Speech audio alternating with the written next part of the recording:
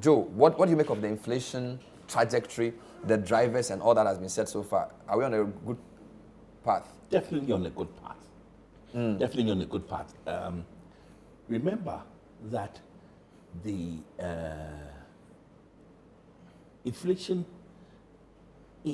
as we're ending 2024 was partly because consistently food prices were high. Yeah. In fact, if you listen to the government statistician, he kept saying food prices are high, and that there was even a famine up north. So once we entered into this season and food prices are coming down, the rains were decent. We obviously are beneficiaries of the good weather. That's a great thing. But even more important, in my opinion, is the fiscal restraint that the government has exercised. A number of things. Number one, it has kept its own debt service bill low. Because when it goes to the auction for T-bills, it only takes what is there that it planned to take, even if it is oversubscribed. It just takes, in the old days, in the old regime, it was a roof. We gather everything that we can. Now, there's a lot of discipline. And even when the rate, it is undersubscribed, as soon as they hit the rate that they set out to achieve, they wash their hands and walk away from the table.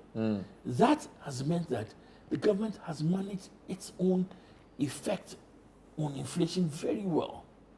Contrasting this with the previous regime where there was a bit more of a scattergun approach. In addition, whether we like it or not paying the contractors has had a huge effect, because that if the contractors with their contractors and vendors with their bills from years ago were all paid in this season, Inflation have gone up. It would have been disastrous. So that restraint. So this is fiscal restraint. Fiscal restraint. And let nobody underestimate how much that has helped keep inflation low. Because inflation is very simple. In a lot of ways, it's just plenty money chasing few goods. And if you go to the market with a budget and they are not enough, what will the market women will raise the prices because the truck from Techiman didn't bring the yam. And if there's a lot, what will happen? The prices will come down. It's no different. So all three of you seem to be saying that the inflation that is being managed, a lot of it is from the fiscal side. From the fiscal because side. The inflation we're experiencing in the previous administration was because of the fiscal indiscipline. That may be true, but let me come back to the monetary. Jude, put up the monetary development. I think the central bank would also want some credit for the inflation stability because, for example, reserve money growth has also come down. In fact, some people believe that inflation is everywhere a monetary phenomenon. So, guys, I just want to ask, shouldn't the governor also say, well, in addition to Atuforsen's restraint in paying, the growth of money supply has also been lower, for which reason inflation is also lower. So give us some of the credit. Don't give all to the finance minister. This is where they kept the MPC. But all of you are giving it to the finance people. No. You said you come back to the MPC. Yeah, okay, I'm there now. Because I feel like if I look at these numbers now, reserve money growth, it's sort of trending down. Yes. Currency outside the banking sector started trending down as well. That's the liquidity part of M2 plus growth is also coming down. So my point is that the monetary authorities also deserve some credit. They deserve credit. Yeah, Thomas, what is it? It's instructive that as the treasury bill rates crashed down to 15% or less during the second quarter. No, at the time they crashed to 15%. When they crashed very down, high. the Bank of Ghana was still issuing Bank of Ghana bills at over 20%, which they are still doing now. Now, they are doing that to suck the liquidity out of the banking system. Now, of course, they will tell you that, they want to get the banks to lend more. Now, they're going to buy treasury bills again, and that. The question now, because if that's really what they really want the banks to do, Why are they giving banks the opportunity to buy Bank of Ghana bills at over 20%? They are sucking out liquidity. That's why you have those. That's why you have those charts. The issue is this: typical IMF program. You squeeze inflation out of the system. It can affect growth negatively, but the idea is that growth is only sustainable if it's in a non-inflationary environment. If you have growth in an inflationary environment, it's not going to last. Prof, why didn't you mention the monetary factor when you were telling me why inflation was coming down? You said exchange rate, food inflation, and good fiscal management. You did not say anything about the monetary policy. Now, I am putting up charts to show that possibly some of the inflation control is on the monetary side. Prof, what do you have to say?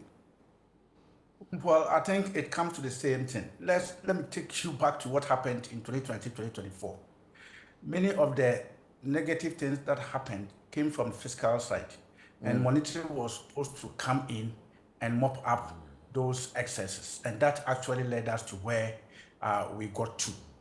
Now, the fiscal had been very consistent and very disciplined, and monetary doesn't have much mess to mop up, so that is one. But you cannot discount what the central bank has done.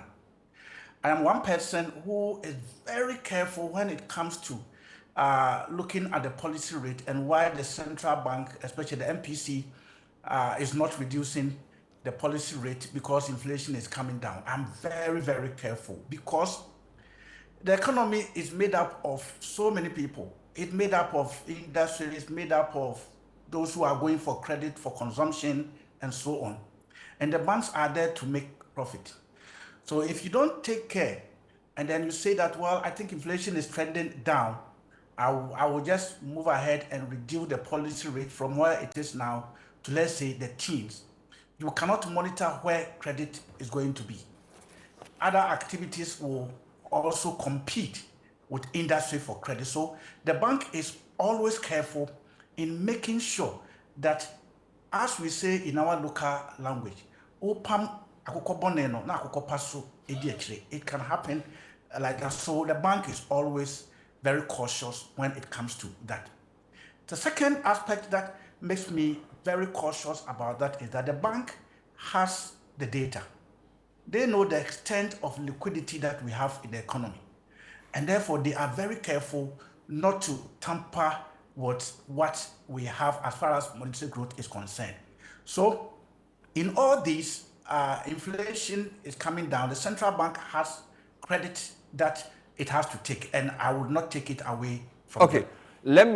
Normally, when the fiscal misbehaves, that is where the central bank is caught in the middle. I agree with you, but again, in economics, you and others said to us that the policy rate is the independent variable, and all the other rates are dependent variables. So the policy rate is supposed to transmit to the market to affect average lending rate and to an extent the T-bill rate.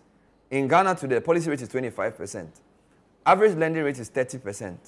Inflation 11.5, treasury bill 10. Or I think treasury bills, I don't know. It depends on which number. Basically around the same as inflation rate. Is there not a problem with the transmission mechanism? Let me say that other rates are not dependent variable. Other rates are endogenous. So they are known to be endogenous. And then we have the policy rate being controlled by the central bank. Remember, the treasury bill rate is not controlled by the central bank. The treasury bill rate is supposed to be the rate at which the government is borrowing. And remember, when the government came in, it brought it down to that level because they were also concerned about interest payment and so on. So that one maybe, but the policy rate's direct effect is on the lending rate. And sometimes I ask myself, if the policy rate comes down to about 13%, it has come down to that level before, you will see that lending rate will still hover within the 20% range. When it is up there, it is there. So I think that the central bank must look at it, watch the trend very, very well, and not to jump into reducing the rate. I think now it's about 25%. I don't expect the MPC to reduce it by 500 basic point. That will be very big. I expect them to still watch the trend for about 2 months, 3 months, and up to 4 months, and be sure of how the economy is actually faring, and then they can come out that significantly. I know my friends in the industry may be worried about this, but as I said, that banks give credit to consumption as well. So if you don't take care and you don't get the credit flowing into manufacturing, agriculture, and it goes into consumption, and as it were, begins to put pressure on the exchange rate, and then people are importing and so on, then we go back to square one. Joe, is there not a misalignment of our rates? Policy rate 25, average lending rate 30, inflation 11.5, T-bill, depending on who you ask, I think it's 11 in some places, very close to inflation. Almost negative interest rates at this point. Clearly something is wrong, isn't it? No. You don't think so? I don't think so. We're running a balancing act. Mm-hmm. Listen, it is so easy to forget that 8 months ago, we're in the middle of an economic crisis. And even though there seemed to be some light at the end of the tunnel, we were still in the middle of the crisis. And that this year, whatever happened, there were going to be some very difficult decisions to be taken. Inflation had to be brought down, right? And in a lot of ways, those who are buying T-bills are buying because there's very little other option for your money at this moment. You don't want to hold cash. So really, what are you going to do if you're holding that liquidity? What are the other options? We have very few other credible options. And it's easy to say we have negative interest rates. Have you forgotten when inflation was at 50 and and T-bills were in the higher 20s? Yeah. So this is actually quite a good situation compared to that. And that was just a year ago. It wasn't like it was 10 years ago or a lifetime ago. 2, there is still a lot of liquidity that must be kept out of the system. That liquidity must not go back to feed inflation. Keeping inflation low allows us to keep the T-bill rates low, and means that the cost of financing our debt is kept low. There's a question for the panelists. Ejaya Brefo says, what is the trade-off of the fiscal restraint that has kept inflation low while the accounts payable balance grows? Government clearance of payables have been slow, and that can hurt the economy also. What do your panelists say?